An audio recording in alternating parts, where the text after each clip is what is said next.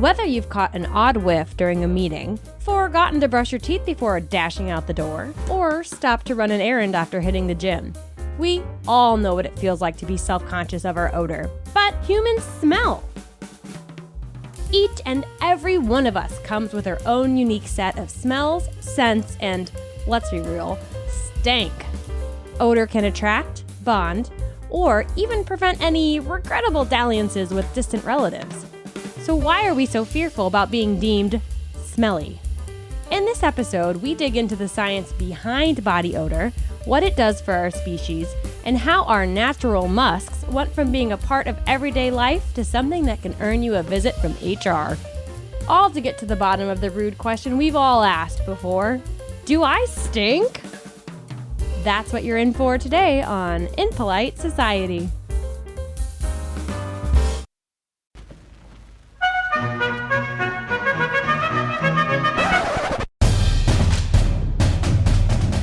You're listening to Impolite Society with Laura and Rachel. Now it's the drums. And you know what that means, guys. You're listening to Impolite Society, the podcast that tackles the rude topics you cannot discuss in a crowded elevator with your boss's boss's boss. I am Laura. And I'm Rachel. And together we make up this fiery podcasting duo that you've grown to know and love and hate. And I don't know. I just threw that in. I was going to say, and slightly resent a little bit. Just I hate how captivated I am every time I listen. And actually, speaking of elevators and things that you cannot discuss in the elevator with your boss's boss's boss's boss, you know what sucks about elevators? Anything come to mind? Oh, everything about them. When they're crowded, when they're slow, when you're stuck in them with somebody one-on-one and you feel like you have to talk to them. Yeah. And another thing you can add to that list is smelly. I have definitely been in an elevator before with somebody, who just got done with their cigarette break and they get on the elevator. Yes. Yeah. And it just permeates the whole place. It's really being so close to other people in a closed space. It's just not a good look for human beings as a whole. No, definitely. Behavior-wise or olfactory-wise. Yes. Whether it's bad breath, a fart, that cigarette break somebody just had, elevators are like the home of those bad olfactory vibes. And the specific nostril assailer and taboo that we're talking about today is body odor. Ugh. And you know it when you smell it. It is so distinctive. It's so pungent. It's so ripe. Dare I say, tangy. Yeah, definitely a tang to it. And I liken it to some sort of bean smell. My husband, he gets the chili 5-way from Steak and Shake. And every time it's in the car, I'm like, it's the B.O. beans. That's what I call them. Yeah. It's like beans that have been left in the rain for a week and then somebody put them in under the warmer. And then they put it on spaghetti and then your husband eats it. B.O. beans. And it's just rotten. Do you have a body odor problem, Rachel? To me, I don't. I will say, I don't think I smell. I've been told I don't smell. You don't seem like the type to smell. Yeah, I don't think I have a smell, but I definitely am afraid of being smelly all the time. Back when my personality was the office hot girl, I was super active and would always bike to work and run to work. And then our work didn't have any locker room gym situation. So I would just walk around the rest of the day after literally running 6 miles to my office. I would just kind of splash some water in my pits and then walk around the whole day like nothing happened. And yeah, those days I was a little nervous. I also do not have a BO problem. I have the opposite problem. You smell too good? No, I do not sweat. Because people who have I sweat a lot. Sweaty bodies, they're like, oh, that's so great. No, it's not great. It's actually really bad for you because you need that to cool down. To regulate your body temperature. Exactly. Yes. I get overheated really, really easily. I get red in the face super, super fast. I get overexhausted. Oh, that must be embarrassing.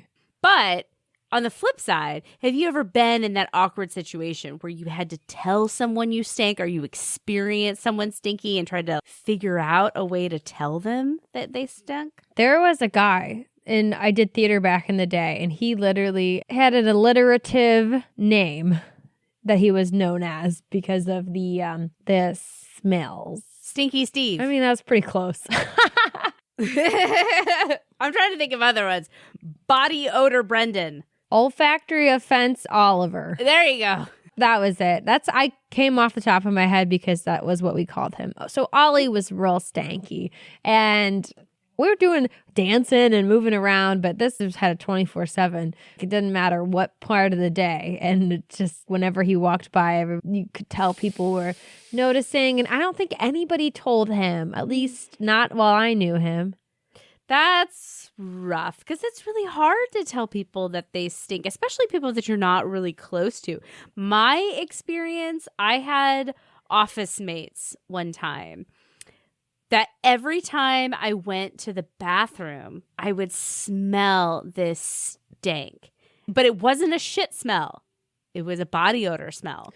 No. And they... Where from? Yeah, exactly. They were very large women. And so every time they would go to the bathroom, they'd take down their pants and that smell would permeate. It's not like a vagina smell. It's a BO smell. It's like from folds. And for a long time, I didn't know what it was. And every time I go to the bathroom, I smell it. I'm like, is this me? You know, I'm like trying to figure out what's going on here. But no, after a while, I realized it was them. And I got a little sad for them. And they weren't even in the room at the time? No. It would hang out. Oh. Yeah, it was bad. I would get annoyed by it sometimes, and then I think to myself, I should tell somebody about this. And then I'm like, what the fuck are you thinking, Laura? You're not going to tell anybody. I'm like, what is it going to come of that? What are you going to say? I can smell their fat folds in the bathroom. You think that's going to go over well? That's not going to get you a visit by HR? Exactly. But those were bad days when I was feeling really, really crotchety. You know, I wasn't close enough with any of them to tell them that. And so you just endure. That's when you start bringing baby powder as a Secret Santa gift. Yeah, because there's not really a nice way to tell people that they stink. There's that nice way that you can offer a piece of gum for bad breath. You're like, oh, I'm going to have some myself. Do you want some? That's the generally nice way of trying to hint to people that they have bad breath. It's not like you can offer someone deodorant without getting offended. Like if you're in that elevator and you just whip out a stick of Degree and put your pits up and start rubbing it. Like, hey, you want a hit? Yeah. Oh, I'm sorry. I'm so rude. I should offer you some too. Which, you know what, that's funny is that I could have taken a second to do that one time because the guy that in my theater days once was like making fun of me in front of people because I had deodorant marks on my shirt. Oh, that's fair game. I should have been like, yeah, it's obvious you don't know what this is. Yeah, that's fair game. Theater. What a time to be alive. This is such a great taboo, body odor, because we are really going to save your browser history hit, okay? Because if you think that you can Google a ton of questions about body odor and not get a bunch of weird Instagram ads about natural deodorant or armpit crystals, you would be wrong. And I know because I did it. Oh, no. Well, and you also don't want to be maybe pulling up your internet browser while you're screen sharing at work, click into Google, and Google's like, did you mean to Google, how do I know if I stink? Or is that my butt I smell in front of all your colleagues? Because somehow it knows. Somehow it knows. Even if it's a different computer, I've been trying to Google stuff in front of people and Impolite Society stuff comes up and I'm like, get out of there real fast. So this is a great episode to let us save you, dear listener. Let us tell you this tale about BO, where it comes from, why we have it, the history of the first BO targeted Facebook ads, and most importantly, how to tell if you stink. To get into the science of body odor, we have to talk about its main ingredients, which are sweat and bacteria. Coincidentally, sweat and bacteria are also the two major ingredients that make up the little monsters that inhabit the Donald Trump suit. First up is sweat. And all human sweat. And like we said, it's good that we do, unlike me, because thermal regulation, it's really important to living on planet Earth. We have a lot of variable climates. We move a lot. When our temperatures go too high, we cannot function. Your brain short circuits and you will die. And humans, they don't pant like a dog to cool yourself down, roll around in the mud like pigs. And we also don't shit all over ourselves to bring our internal temperatures down like birds. I mean, we could, but it's going to impact our social standing, I think, more than some stinky pits. But, you know, it's a valid life choice, birds. Well, if you're taking shit and rubbing it in your armpits, you're definitely not smelling your BO. And we've got two types of sweat glands in our body. We've got eccrine glands, and these are pretty benign ones. They are all over your body. We all have these from birth, and these eccrine sweat glands spit out a really plain, boring mixture of water and salt. This is why babies don't smell, because they have this all over their body. So they're just smell like wonderful and beautiful. And this is also what I call the tasty sweat. Yeah, she's making a face right now. Have you ever been in an intimate situation and then you lick someone's neck and it's sweaty, but it's just like salty and yummy? I've definitely licked another human in my life. I will say that the salt was not a pleasant taste. See, I disagree. I'm not a salt fan. I'm white. I don't season my food. So it's too much. It was too much flavor. Sometimes my husband comes in from No. Yes, I'm serious. Stop. Yes. Are you salt deficient? Like, what is that to say? And I'll just kiss him and I'll taste the sweat on his lips and then I'll lick his neck. Just because I like it. I don't know. And now I'm envisioning Laura lifting the fat folds of her coworkers and just No. To get that mental image out of your head. It's my husband. It's his wonderful sternocleidomastoid muscle, which is the sexiest muscle in the human body, that neck muscle. And I will just lick it up. That's not any better. So our eccrine glands, those are the goodies, and there's always a baddie to that goodie, and those are the apocrine sweat glands. These are the stinkers, the ones that hang out in your armpits and your groin, anywhere that you develop thick, bushy hair as you come into puberty. And these bad boys, they don't just produce that yummy water and sweat. They produce something thicker, something juicier, something tastier, not to Laura, but to somebody else. And that is protein and fats that come out of these glands. And all by their lonesome, these secretions, they do not stink at all. They are odorless.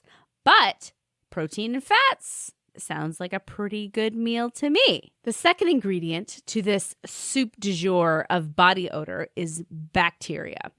Bacteria and other microorganisms, they live all over our bodies. And inside of them, they're on your skin, your mouth, your gut, your vagina, absolutely everywhere. We are, each and every one of us, a zoo on legs. And these bacteria, they're usually doing good things for us. They're helping us digest the things that we eat. They're helping us keep the right pH balance where the sun don't shine. But occasionally, we do good things for them, like provide that yummy, yummy meal. And what exactly stinks? Is it the farts that they make after they've eaten it? You've got it. Oh my gosh. Give me my degree.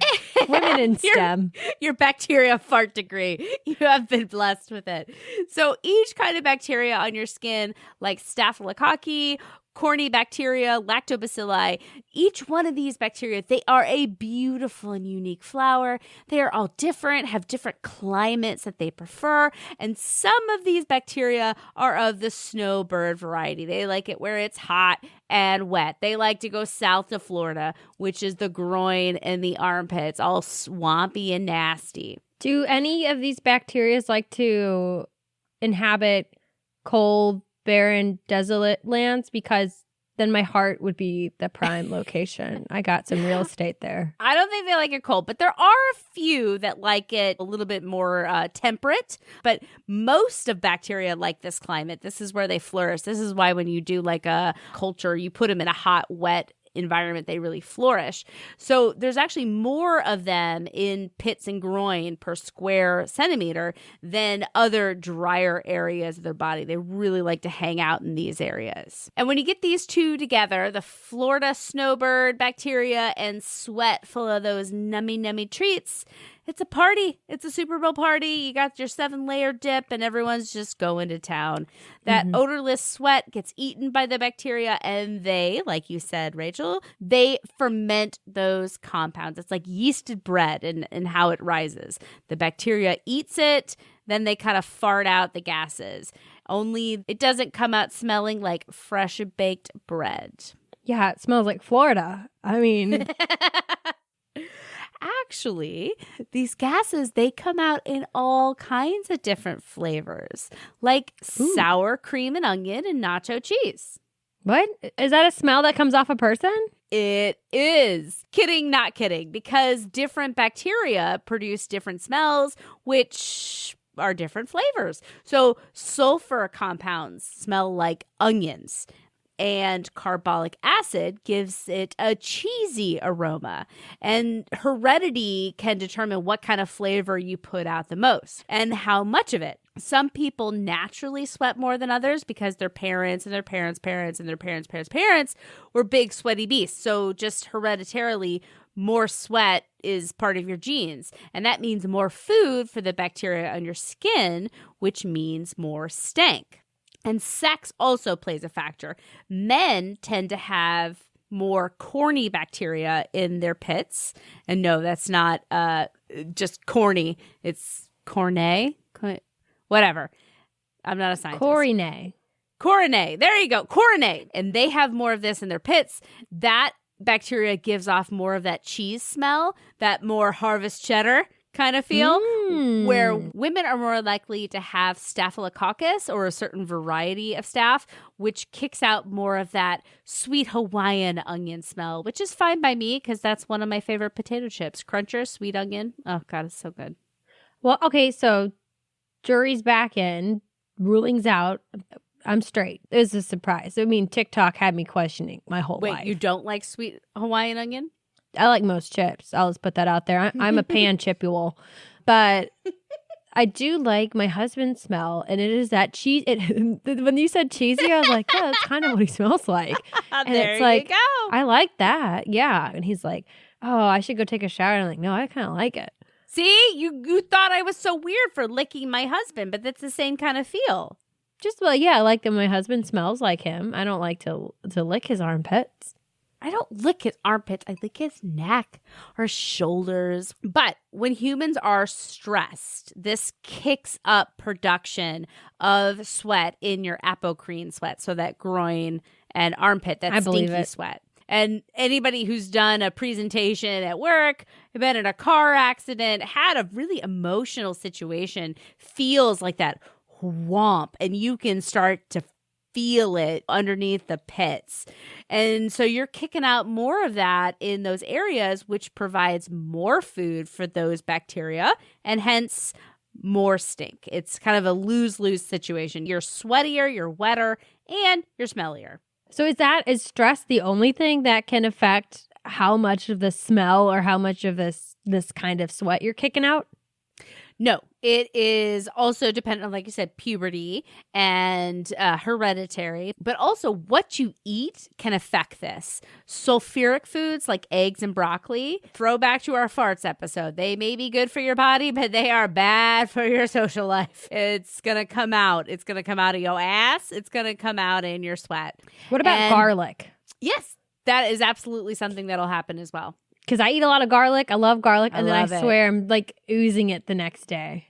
And booze, too. That is another thing. It comes out of your pores. And I was interested in this. Where does sweat actually come from? So I was doing all this research, but I'm like, what is sweat? And what it is the liquid parts of blood. And that's minus all your red blood cells, your white blood cells, platelets, all that kind of stuff. So it's interstitial fluid that's keeping all of your components of blood suspended. It's keeping all your organs damp and moist inside your wet, sticky body. And so that's what happens when you sweat. Your body needs to put liquid on your skin to cool you off, and it's pulling it from those. So whatever is in your blood, your BO or your sweat can percolate that around a room, whether it's garlic, alcohol, anything that's stinky in your body can come out through your pores. Well, and if it can come out your pores through your blood, then that's also what we talk about, where if you don't fart, it'll come out your lungs, right? Yeah. It's the same thing. It's going to come out one way or another. It's going to go somewhere. So better out than in, get it out. And so that's sweat. That's what it is, where it comes from, and how we all stink. But it leads to the natural question, why do we do this? Why does this body odor occur? Does it actually serve a purpose aside from you're just kicking out more food for the bacteria? Really comes down to, what is the evolutionary purpose that humans who put out this tasty snack for the bacteria, what about that made them more inclined to survive than their cousins who didn't? That is a great question that we are going to answer right after this quick break.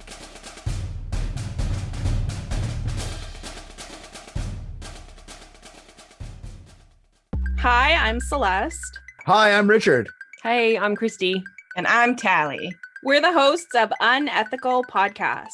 Every episode, we take a humorous dive into a case study that poses an ethical question, like, should mentally ill murderers ever be released? No. We discuss what the outcomes of these cases are and what they should be, with a unique guest host every episode. Richard needs some more testosterone around here. Nah, I think it's mostly coming from Celeste. Girls are mean. Our podcast is no holds barred, true crime, comedy, adult content, and definitely not for everybody. But like most people can handle swear words and stuff, right? Am I right about that? No. No. You can subscribe wherever you eat your podcast to listen. Follow us on Instagram, where we post our teasers to guess what's coming next. And join us on Facebook to get involved in the conversation.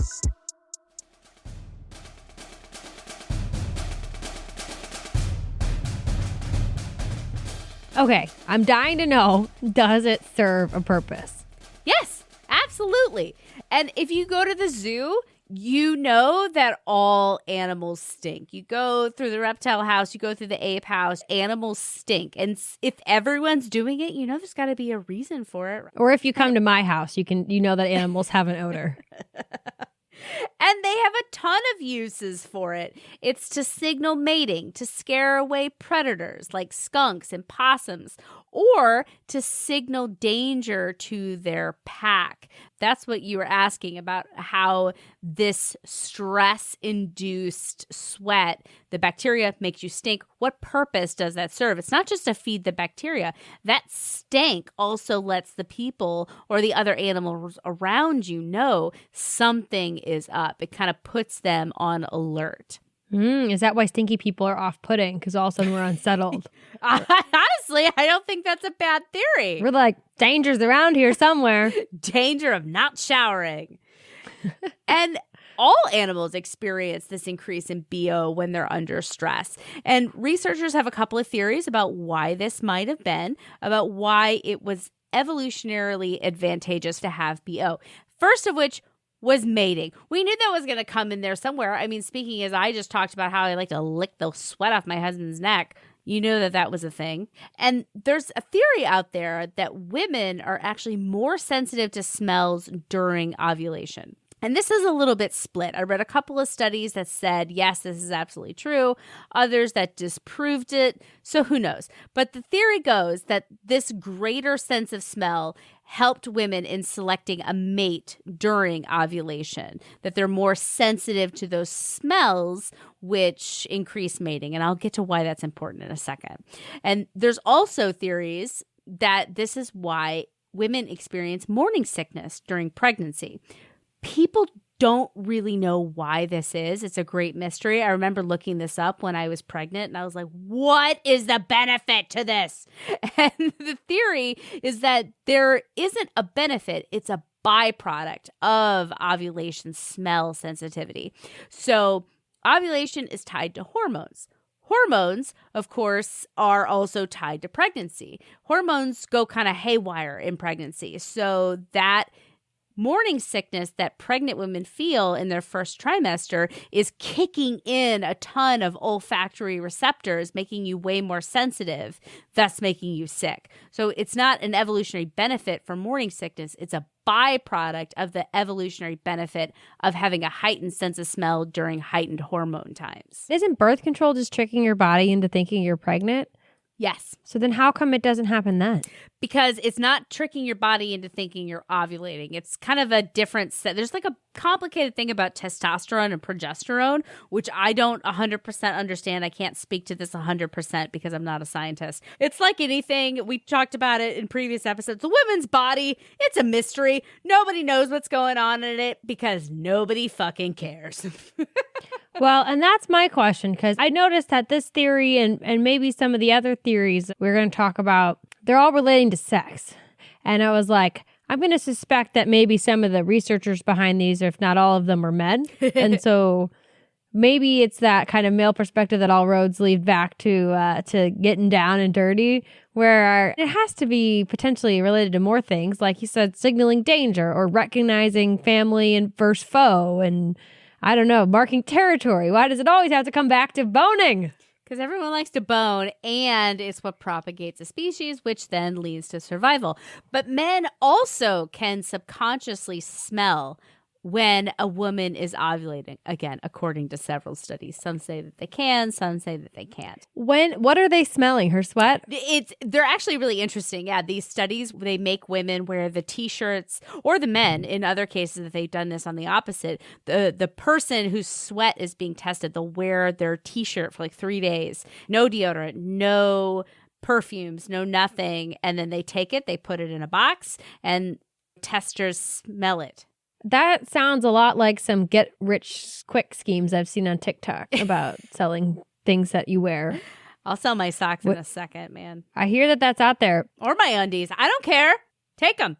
If anybody's got $50, you will have a used, holy pair of underwear with period stains with your name on it. I think that that's actually what they like. So, I got a drawer full for you, baby. Place your order at rude@impolitesocietypodcast.com. You Venmo me $50, you be getting a pair of panties so fast. I'm not a Welsher. You send that to me, I will send you those panties right back. Yeah, Laura's really good at putting things in the mail and addressing them and sending them. Yeah, thank you, Rachel. Well, I mean, you did. You sent out our merch, the merch that was claimed, and that would have been something I put off and off and off and off and off and off and off.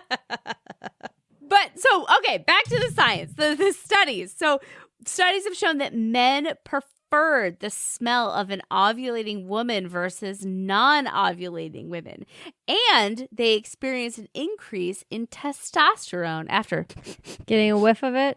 Yeah. And you know what? I believe that, because I believe 80% of what men feel, 89% of what men feel is subconscious. They have no fucking clue what's happening. They're just like, I'm driven by my nose and my dick. Yeah, they're just like, yeah, that sounds great. I don't know. Why did I get to here? How did I end up here? Where am I from? What's my name? They just are.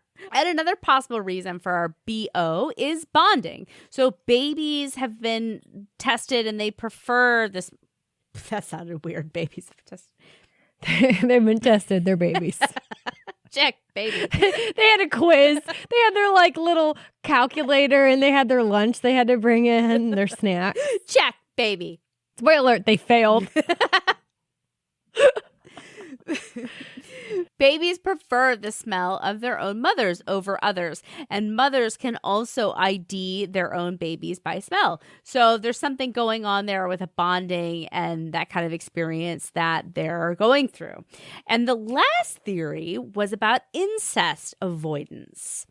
Studies have found that siblings of many species can ID each other by scent, and they don't like it. This goes back to that blind study. So they put all these t-shirts in a box, tell you to smell it.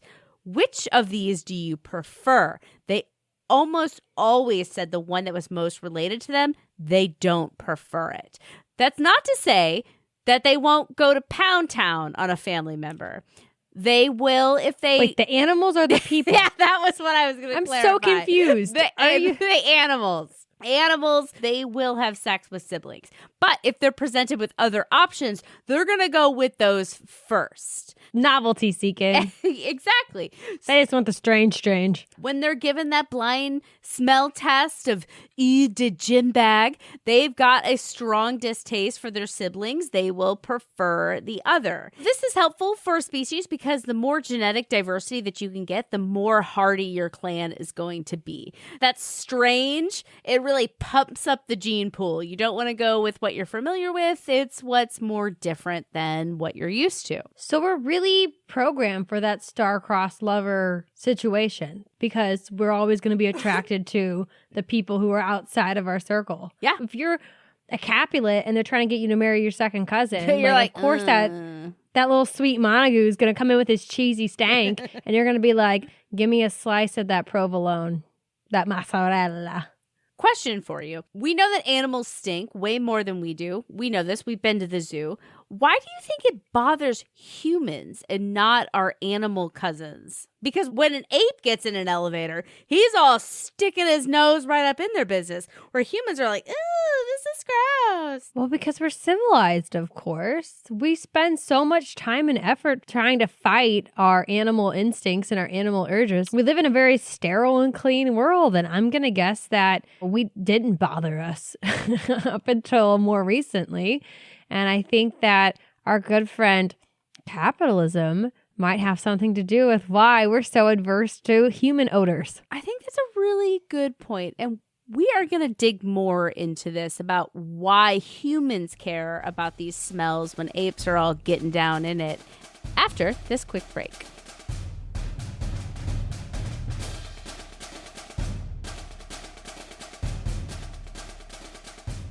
So I'm going to guess that humans have smelled since the beginning of time. Oh my God, you're so smart, Rachel.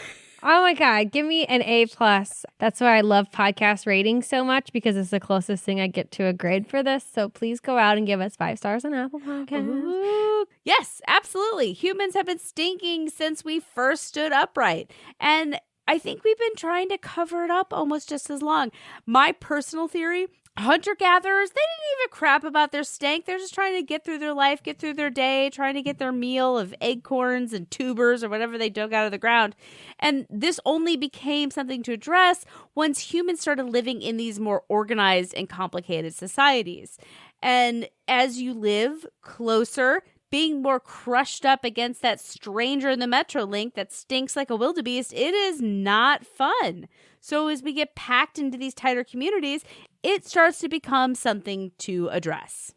Because back in the day when we're living in these small family groups, we're already desensitized to our own smell, and our own family smell is like not for us. We probably don't notice it as much. Interact with other people. So when you do smell them, it's a sign of like, hey, I want to be alert. I want to be aware of them.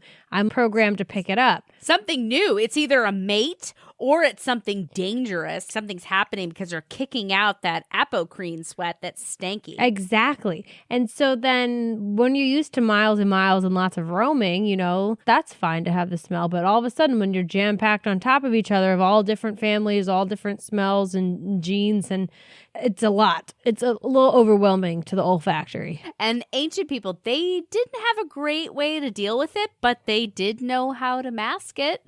And perfumes are one of the earliest inventions that we have when it comes to ancient societies. And they are thought to be first used by ancient Egyptians, Mesopotamians, and ancient China. So some of the earliest records of like how to create things, chemistry, is actually related to perfumes. Egyptians used to wear those wax cones in their hair and it would melt throughout the day. That's what that was for? Yeah. Oh, I just thought it was cool little hats. No, it was to make them not stink. Do you think that, you know, as much as our smell is a pre-human way of communicating with each other, that maybe that covering up that smell was almost a protective mechanism, right? A way of kind of concealing your inner thoughts, your inner feelings that other people could pick up on by, like, if you're nervous or if you're different, as opposed to when you could control it. Because I just think of like my dogs like to roll in stanky stuff to cover up their smells. I think it had more, especially in these ancient societies. These were more complicated hierarchical societies. The Egyptians, ancient China, so they definitely had a class strata. So I think it has something to do more with the clothing dilemma. By not stinking, by smelling like something else, they're elevating themselves as something beyond the common folk who have to work and toil and sweat and stink like a can of B.O. beans. I'm something special. I am going to get this perfume to smell like something different. Because I'm God among men, and if like God was here, he wouldn't be smelling like you filthy people. So perfumes date back to pre-written language, but the first deodorants didn't actually come out until 1888, which I was surprised. I thought it would have been later. I know this is kind of around turn of the century, Industrial Revolution times, but still, I was like, ooh, this is surprising to me. The first deodorant, it was called Mum, which I actually think is pretty clever. So good on whoever invented it. Because like mum's the word. Yeah. I think it was really cute. This was the first commercially available deodorant, and it was actually a paste that you spread under your arms with your fingers, which is kind of nasty. Okay, so what is the difference between the perfumes of yesteryear and a deodorant? So perfumes, they just mask what's going on. You still smell like a Sasquatch, but it's kind of creating a protective layer of good smelling things around your nasty smelling parts. Where deodorant don't make you sweat less, but they actually kill or kind of migrate the bacteria in those areas. Deodorants are alcohol-based, and they make your skin acidic, which this bacteria doesn't like. So they either die or they skedaddle to different types of climate in your body. So you're still kicking out that sweat, but there isn't the bacteria around to eat it and make that stink. So you're literally just killing the bacteria so they don't fart. Exactly. So we figured out how to get rid of bacteria on the outside of our bodies before we figured out how to get rid of the bacteria inside of our bodies. Yep. By a few decades. Well, priorities.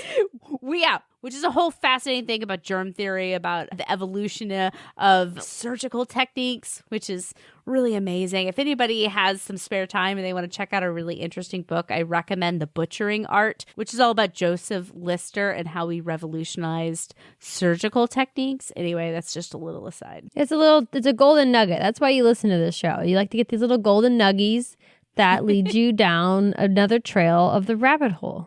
But the natural next step to de-stankifying ourselves. We got perfumes, which mask it. We've got deodorants that keep the bacteria from eating it, but we're still wet. And it's not the good kind of wet that we like here on Impolite Society. Yeah, the kind that comes from my mouth when I think about Papa John's pizzas.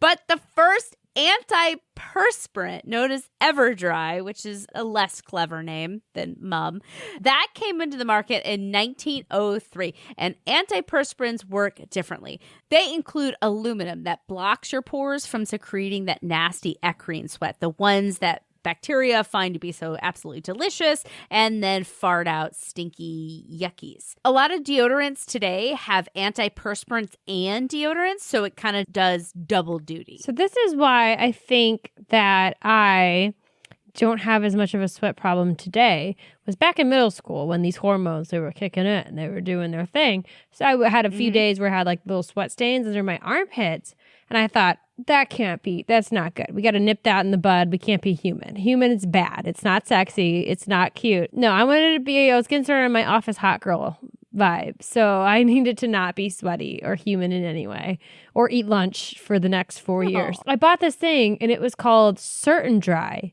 which was one of the prescription grade over the counter antiperspirants. And I put that shit on every chance I got for a couple weeks on end. And I think I just killed the sweat glands in my armpit because I've never had a problem with sweat since. You got it early and you nipped it in the bud.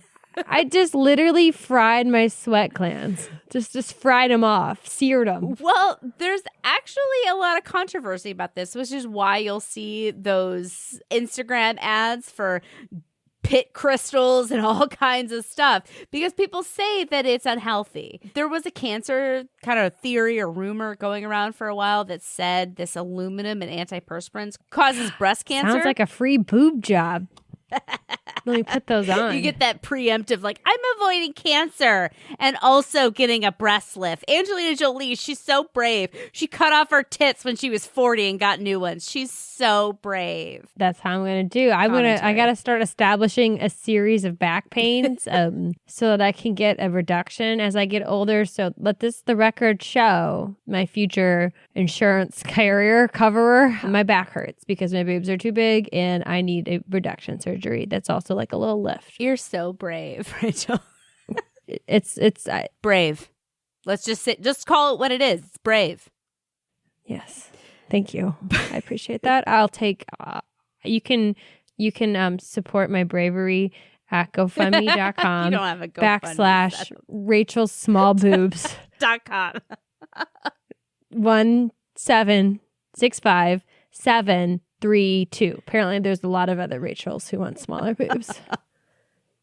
Or people who want to see pictures of Rachel's small boobs.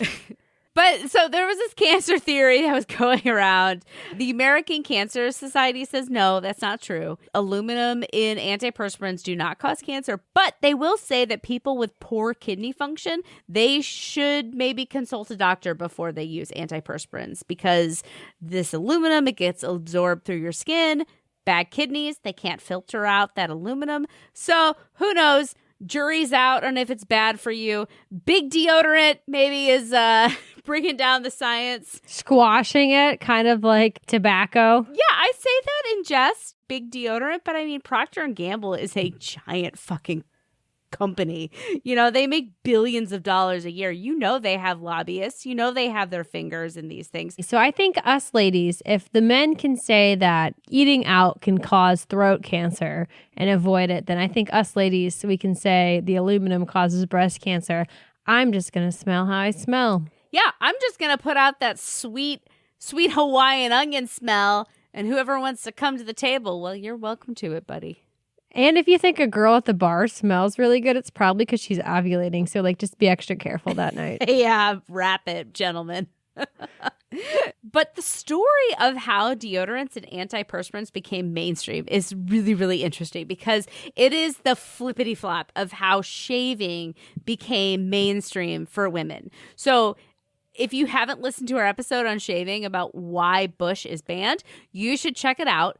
But the Cliff Notes version here is that King Camp Gillette, yes, that Gillette, our buddy, he realized that half the population, women, weren't using his razors, and he did not care for that. So he went on the warpath. He made a marketing campaign in women's magazines that made women feel gross and unattractive if they didn't shave their pits. And voila, 100 years later, we are still hacking away at our armpits and our downstairs.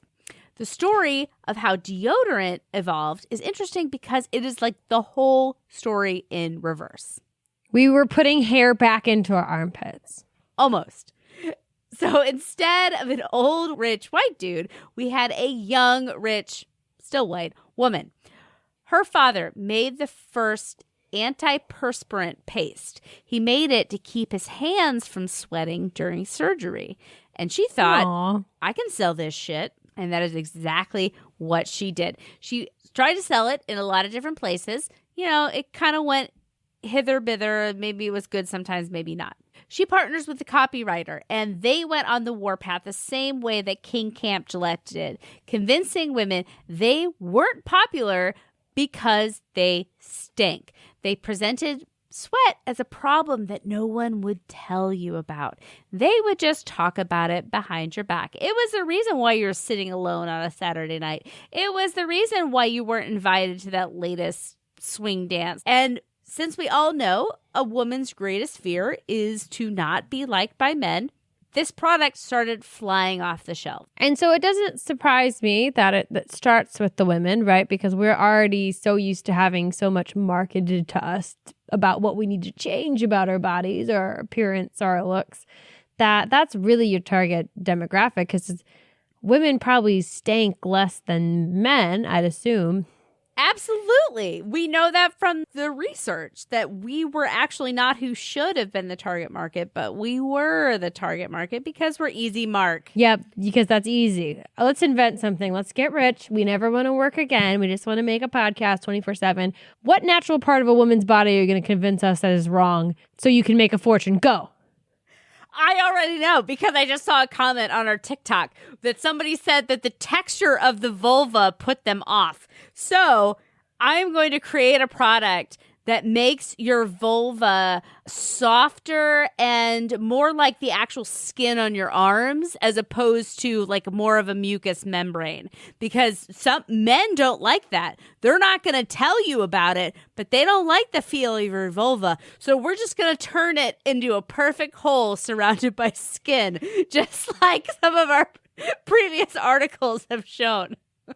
Oh gosh, that's actually just horrifying. I know, but I think I can make this work. I think that you could probably do that with the antiperspirant, right? Just dry it out. This guy just wants to lick a very dry vagina. What would I do? What would I do?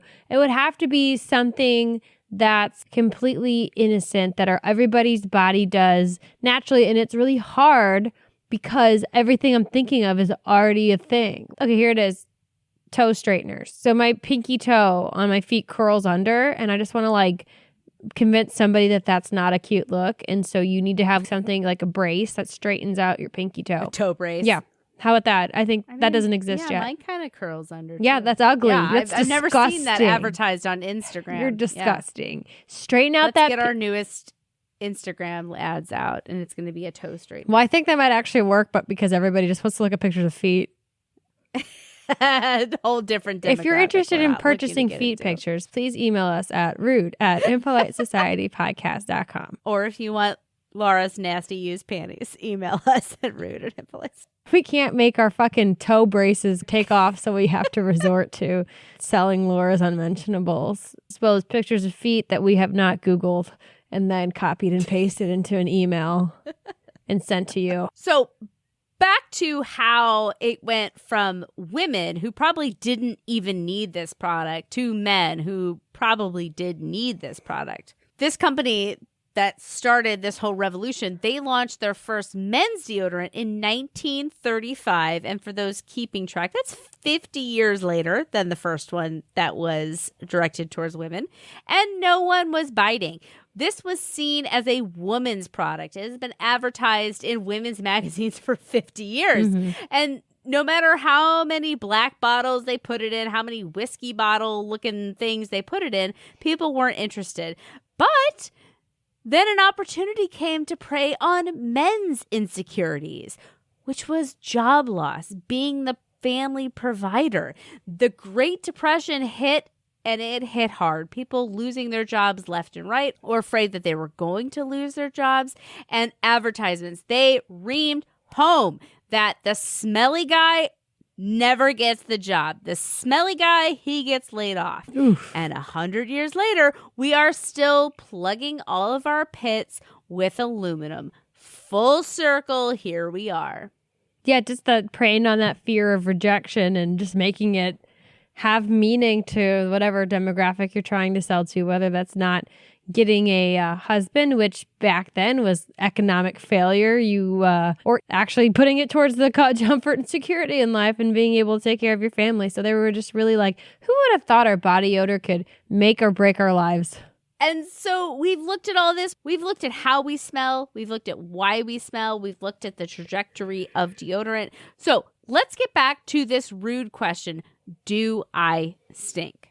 Do I? Tell me.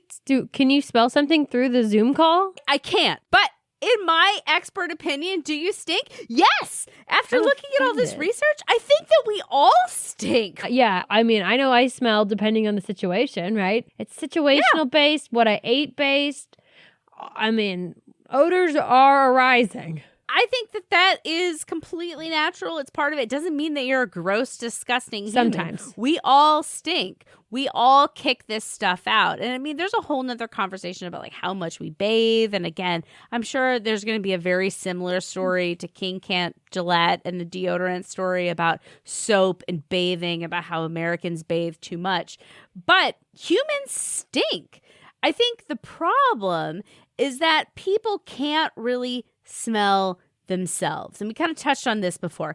We get nose blind to our own smells, whether that's the smell of our house, our cats, our cat litter boxes. Guilty. It's just something that we're used to, so we can't smell it. So we can't objectively say if we smell or not. But the golden rule to any body odor, whether that's bad breath, your crotch smells, your pit smells, any of Your that. front fumes. If you can smell yourself at all, if you can get the casual whiff of like, oh, that's not so good. Other people, the people around you, they can smell it a lot more than you can because they are not nose blind to your stinks. No, really? Okay. Yeah. So, like, what if my nose is closer? I mean, maybe I can smell my feet because I'm closer to my feet than somebody else. Nope. That you are just used to it. Because I mean, think about it. You're what?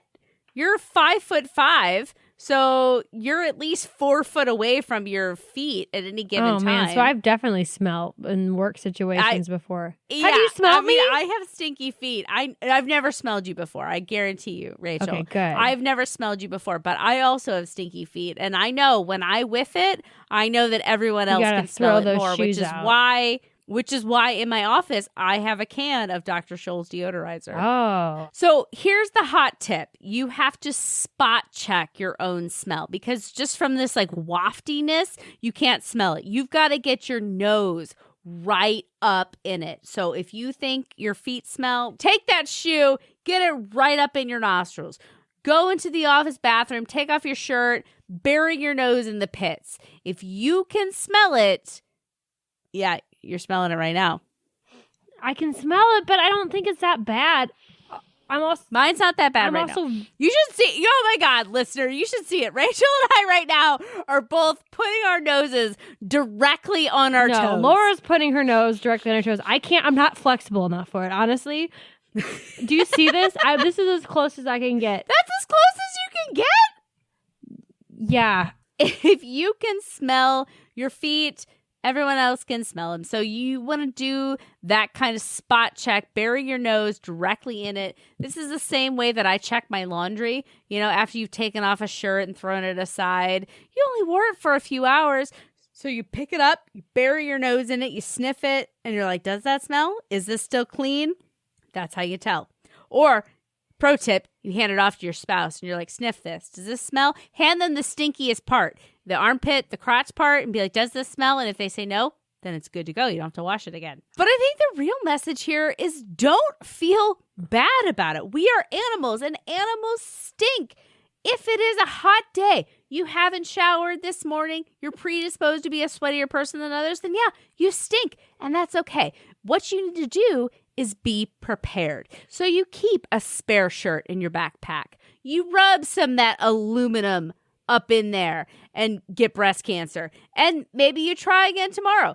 The thing is, don't be the serial offender. I think that anyone can forgive someone who stinks every blue moon, right? If you had somebody that was your friend, your general accomplice, and you smell them every once in a while, you'd be like, whatever. Or that rando that you are sharing the elevator with on a regular basis. If they stink every 3 months, you're not going to think, oh, this is a stinky person. You're thinking they had a bad day. It's the person who always stinks that makes people at the elevator say, I'm going to take the next one. The goal is to not be that person. Don't be the serial stinker.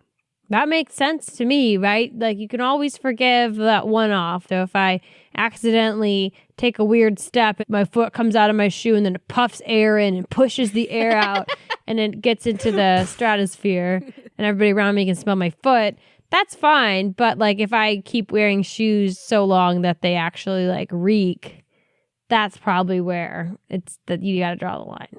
And so that's the thing. Just be prepared. Know that it is a hazard. Take steps to prevent it and do the best that you can. I have a bigger philosophy on this whole idea of smells. We share everything in this world. We share the air that we breathe. And occasionally there's going to be some stank in that air and people need to kind of get over it. And that's what I told myself when I was sitting in that stanky bathroom with those fat folds smell. And I was like, you know what? Everyone's doing the best they can. I share the air with other humans. Sometimes that air stinks. And if you're a architect, put fans in circulation into the bathroom. The office fans. Why don't they have the poo fan? We all need the poo fan in office. Yeah, I mean, bathrooms. you got to air out your folds. You got to let it go, and you also you do it, women's bathroom especially. Everything under the sun happens in there. Everything that has an odor is happening in that bathroom. Everything that doesn't have an odor, people are crying in the bathroom. That has an odor. It reeks of desperation. So that's the moral of the story, everybody. Be conscientious of your stink, but also know that it's natural, it's normal. So, just deal with it. So that's it for today. That's Impolite Society. And if you want more Impolite Society, be sure to check us out on social media. You can find us on Facebook and join our exclusive Facebook group, The Impolite Society. And we finally decided what we're going to call our fans. The socialites. You are socialites. You are the creme de la creme of the Impolite Society. So socialites belong in the Impolite Society Facebook page. So join the group. Come hang out with us. We were out there posting and sharing extra rude news and just, talking about the show and that kind of stuff. So lots of memes too, guys. That's one of my favorite Meme parts. City. Meme City. But you can also find us on TikTok, where we're giving more facts about the topics we talk about, as well as some behind the scenes looks at our production. And then, of course, we are also on Instagram, where we do more of the same. And then Twitter, which we're there if you look for us.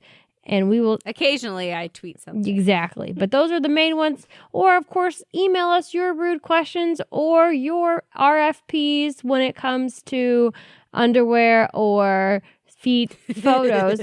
And again, that email address is rude@impolitesocietypodcast.com. We look forward to hearing from you. Yes, we do.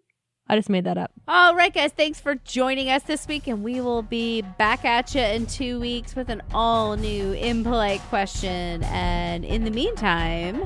Don't forget, stay rude, everyone, and never stop marching to the beat of your own drum. Pa, pa, pa, pa, pa, pa, pa, pa, pa, pa. You stink. Bum, ba, bum, bum. We stink. Dun, dun, dun, dun. You We all stink. stink. Stink. You stink. Stink. Stink. Stink, stink, stink, stink, stink, stink. I forgot it. Okay, wait. Question everything. No, that was my radio show.